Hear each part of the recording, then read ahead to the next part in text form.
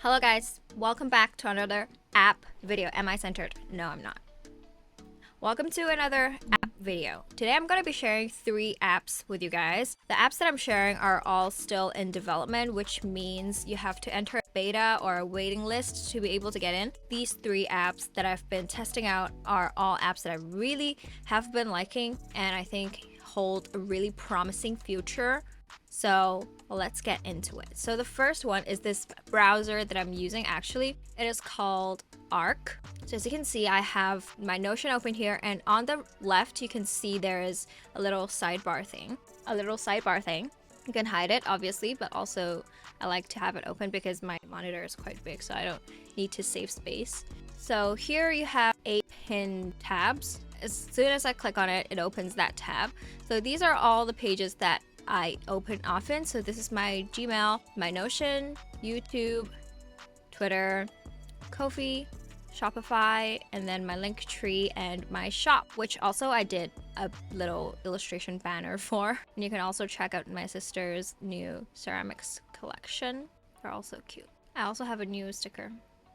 Cute. Okay, anyway, so these icons all represent different pinned tabs. They're like favorites.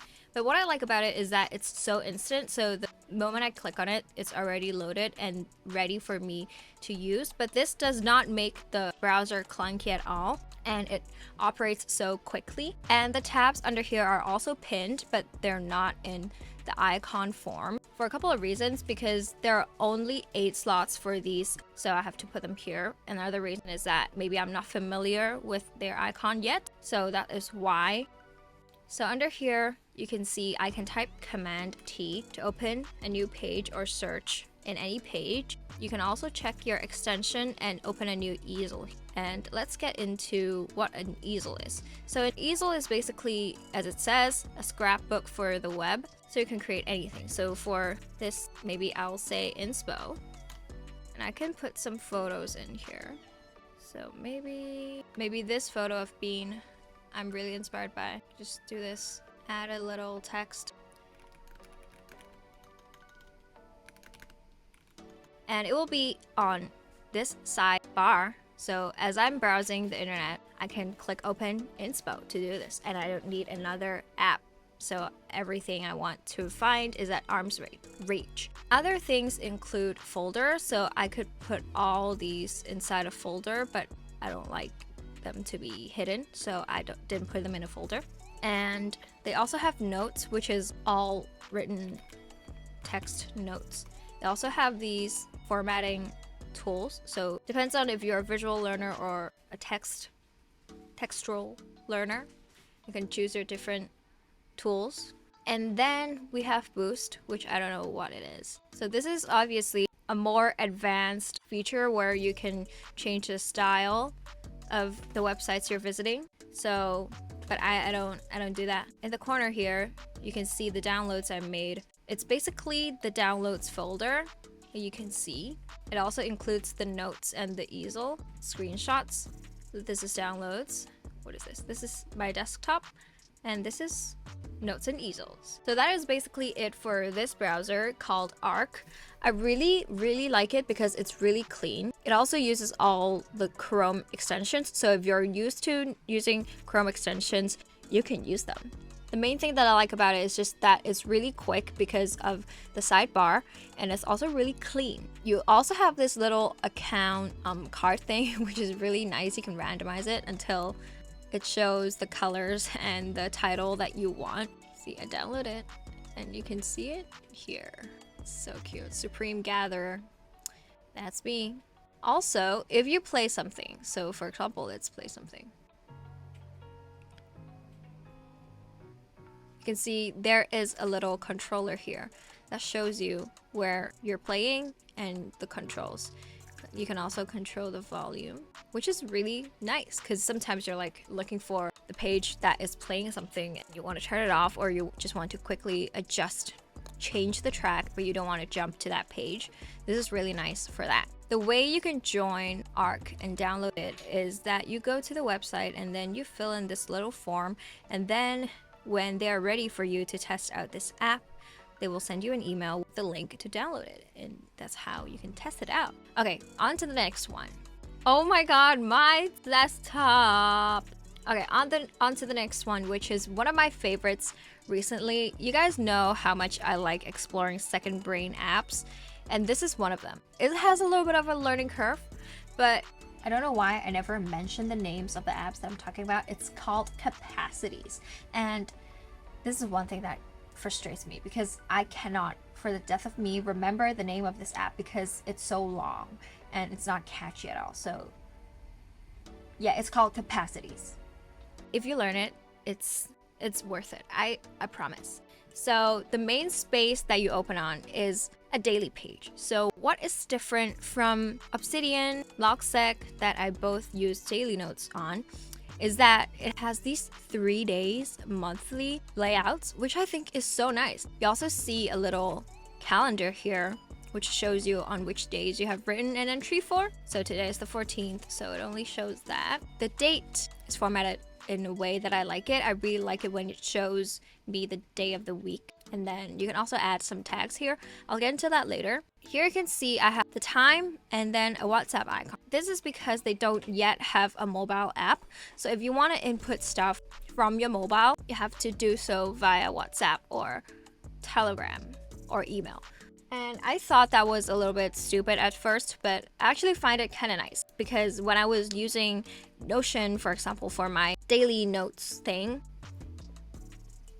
I can't help but obsess over trying to organize everything on my mobile. But if I only treat my phone as an input device, it's a little bit less burdensome and you can just focus on letting your ideas flow in the app. So that is why I have accepted that this does not have a mobile app, because usually apps that don't have a mobile app, I hate. I cannot accept it. I do not want to even try it out. But this one is just so good. Like the desktop version is so good. So I just can't get it up. So here you can see I inputted a photo of my breakfast, which is another thing with like Obsidian and Logseq, is that they're not very image based, but I'm a very visual person, like being a designer, illustrator. And as I click into it, you can see that it opens as a little page. And this is the thing, everything is a freaking page. I love it. So I can change the title, Starbucks,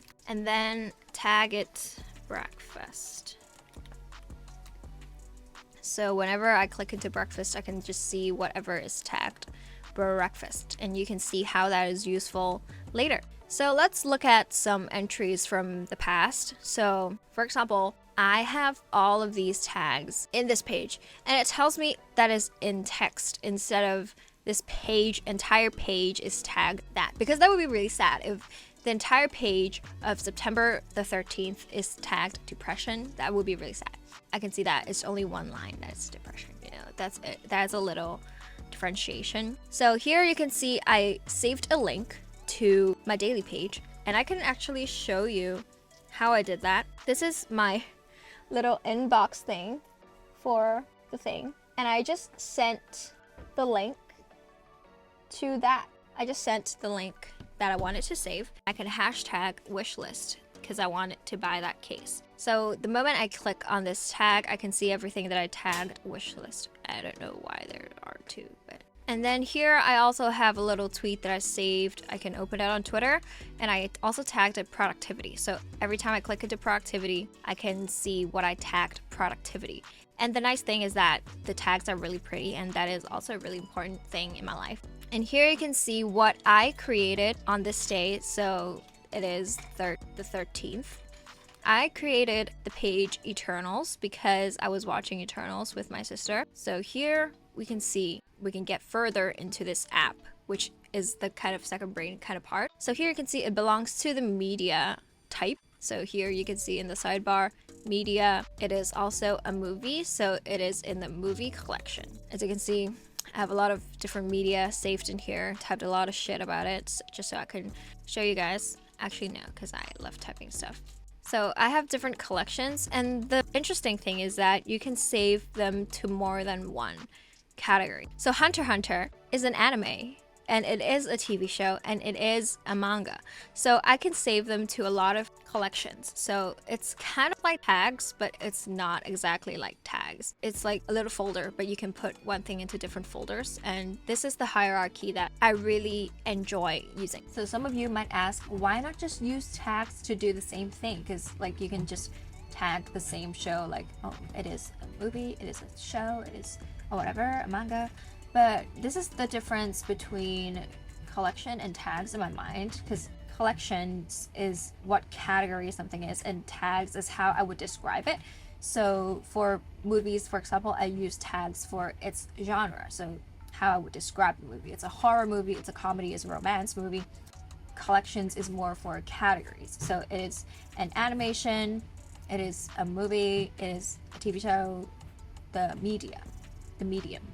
I just think that little differentiation makes things much more clearer, because you don't have to have 1,000 tags. And then here you can see a little description, the tags that I have for this show, the photo that I inputted here, you can just paste it. A link also works. And then I have different characters that I tagged. I have the director / author, which is the man that we all love and hate at the same time. This icon represents this type. He actually belongs in the author collection here. So then we have this summary. I have my thoughts here. The way this is structured works so nicely because there are a lot of different properties, you might call it, that links to each other. So when I click into Togashi, you can see that it is linked to Hunter x Hunter, the page. The visual element of it also makes it really nice because that's just a really huge poster. And another thing that I really like is on the right, you have this menu thing. You can check the description here. You can look at all the tags. Similar to before, you can tag the entire page, or you can just have inline tags. So if I tag this fun, you can see in text fun. So you can also look at the collection and change it. And the most game-changing thing is that you can look at the table of contents, because it is really important for me to look at the table of contents of a page. But every one that I tried, like an Obsidian and Notion, whatever, if you make a table of contents, it just belongs to the top of the page. Like you have to scroll to the top to look at the table of contents, which makes no sense, because like if I'm going back to the top anyway, like why don't I just scroll to the place that I want to go, you know? So like if I'm typing, oh, but I want to look at the Hunter exam, I can just click here and it will bring me to the top, the part that I want to go, and I don't have to scroll because it will permanently be at the side of the page. And that just encourages me to use headings way more, because then I can navigate with them. And then they also have linked content. So I have this little summary video of the Dark Continent arc, because I'm trying to read the manga, but I just can't comprehend it. And then there are also text stats in here. That is basically how one single page works. As a collection, it will work like this. There are also list, gallery, wall, and table types. Table, I feel like you can just edit different information really quickly. Why is George here?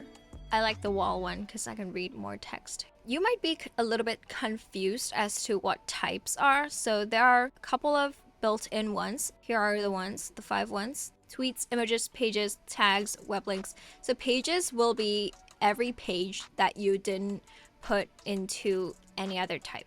So these are just the random ones. I tagged some apps. And another one is tags. You can also put them in collections. And then tweets, which is really important because I always love to save tweets. And you can also tag them. This is another dilemma that I've been having, because I don't know whether to put them in collections or tags. I feel like tags is just a little bit more convenient, but collections, you do it when you have time, you know? And then images is just all the images across all the stuff. You have this inbox thing that you can tag your photos, but I don't necessarily want to tag my photos. Web links, every link that you saved. The reason I really like Capacities as a second brain app is because I feel like the hierarchy of it just works really, really well. I really like the degree of freedom that it gives you, but also the guide that you need to be able to be structured, because you can make as many type of databases as you want to, and also add as many tags as you want to. But Capacities is very, very similar to Notion in the sense that it works on database and properties. The thing that makes it superior is that the tags works cross-platform. Anything you type with that particular tag works across multiple databases. So whether you want to search in that specific database or across your entire app, you can search it via tags. And also it has an actually workable calendar, which is the one thing I hate about Notion, is that the calendar across the entire Notion does not work together at all. So anything you put in your calendar you cannot focus on all your events in one single page. But in Capacities, that is possible.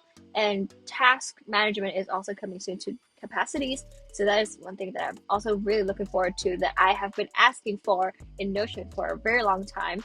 So yeah, that is the main difference, in case y'all are thinking, why is this app literally a Notion knockoff? Every day I'm just praying for them to come out with mobile app, which they say will be coming out the end of this year. That is that for this one. So the next one is also a second brain app. It's called Anytype. This one I actually went to an onboarding session for, and it also already has phone app. If you won't consider an app without a mobile app, this one's for you. It works similarly as Capacities, but I just like the design and hierarchies of Capacities more. So that's why if you were to ask me to choose between the two, I would choose Capacities. But this one is also really nice because I went to their onboarding and I actually really liked their philosophy and the way they think and work. Types in Capacity is called sets. So I have this watch list set, which I also created some examples to show you guys. Here you can see House of the Dragon. This is the description. Relations is like properties, but they all link together. So here you can see I have status, genre, rating, IMDb, whatever that is shown here. I forgot to mention that properties in Anytype also works across all of the sets. So if you created a property, you can always add it to another set, and all the things inside that property you can apply to any other items in a set.